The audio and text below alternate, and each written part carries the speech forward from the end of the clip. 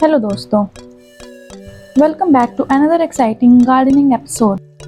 आज हम ले जाएंगे आपको एक ऐसे पौधे की दुनिया में जिसके बारे में आप जान के बहुत बहुत खुश हो जाएंगे। एलोवेरा की दुनिया में ये एक ऐसा पौधा है जिसमें बहुत सारे लाभ हैं, बहुत सारे गुण हैं। तो आज हम बात करेंगे एलोवेरा की। हम अपने हाथों को गंदा करने से पहले एलोवेरा के बारे में थोड़ा बातचीत करते हैं। एलोवेरा एक बहुत ही शांत करने वाले गुणों के लिए जाना जाता है और इसको आप घर में रखने के लिए नहीं बल्कि इसे बढ़ाना भी बहुत आसान है। मतलब इसकी केयर करना, कैसे इसको आप एक प्लांट कर सकते हैं, सब कुछ आज हम आपको इस वीडियो में बताने वाले हैं। तो सबसे पहली बात हमें डिसाइड करना है कि हमें कैसा पौधा चाहिए। मतलब हमें कैसा उसकी जो उसकी पप होती है, मतलब जो एलोवेरा एक पूरा होता है, वो या तो अगर आपके पास पहले से लगा है तो आप उसमें से एक हेल्दी निकाल सकते हो और दूसरे में आप लगा सकते हो, या फिर अगर आपके घर के आसपास कोई लोकल नर्सरी शॉप है तो वहाँ से आप एक खरीद सकते हो। लेकिन आपको खरीदते समय बस ये ध्यान रखना है कि वो एक ग्रीन हेल्दी उसका वो एलोवेरा का पप होना चाहिए।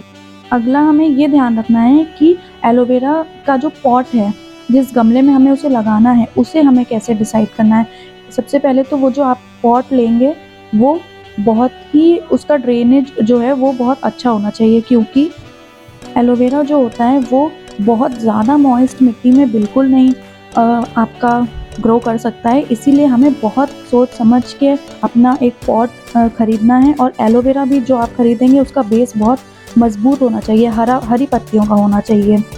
तो उसके अकॉर्डिंग आप साइज़ देख सकते हैं, उस हिसाब से आप अपना पॉट सेलेक्ट कर सकते हैं। और उसमें ड्रेनेज बहुत अच्छा होना चाहिए। आपकी मिट्टी बहुत ज़्यादा गीली नहीं होनी चाहिए, एकदम हल्की होनी चाहिए। अगर आपकी मिट्टी ज़्यादा गीली है तो आप क्या कर सकते हैं, उसमें डालने के लिए आप एक अलग से, जैसे फर्टिलाइज़र और खाद हो गया, या फिर आजकल गोबर वाली खाद भी होती है, उसमें आप दानों वाली खाद ये सब मिलाते हैं और थोड़ी मिट्टी मिला के पूरा एक नया मिक्सचर तैयार करके आप अपनी जो मॉइस्ट हो गई है, जो मिट्टी ज़्यादा मॉइस्ट हो गई है, उसमें मिला सकते हैं, तो वो बैलेंस हो जाएगा। तो हमारा ये सॉइल प्रिपरेशन हो गया। अब हम आगे चलते हैं।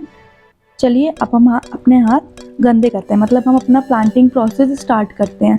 ये धीरे से एलोवेरा पप को नर्सरी कंटेनर जो हम लाए हैं इससे बाहर निकालते हैं और इसे पॉट के अंदर रखें। इसको चारों तरफ पॉटिंग मिक्स जोड़ें, मतलब उसके ऊपर से जो थोड़ी जगह छोड़ते हैं हम, उसको छोड़ के बाकी जगह हमें सॉइल जो हमने तैयार किया है वो डालना है। आपको एक बात ये ध्यान रखना है कि अगर आप एलोवेरा को अपने ग्रो करना चाहते हैं तो उसको सूखा होना बहुत ज़रूरी है। एलोवेरा जो प्लांट होता है ना, इसे सूखा होना बहुत अच्छा लगता है। तो पानी के बीच जो मिट्टी है उसको पूरी तरह से सूखने दें, ताकि इससे ज़्यादा पानी देने से बचा जा सके।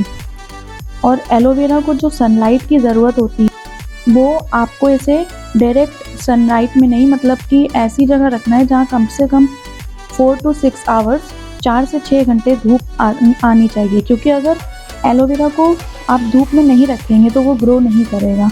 इसलिए एलोवेरा को सनलाइट में रखना ज़रूरी है अगर आप इसे अच्छा खासा ग्रो करना चाहते हैं, मतलब ग्रीन भी हो और हेल्दी भी हो, तो आप इसे 4 से 6 घंटे धूप में रख सकते हैं।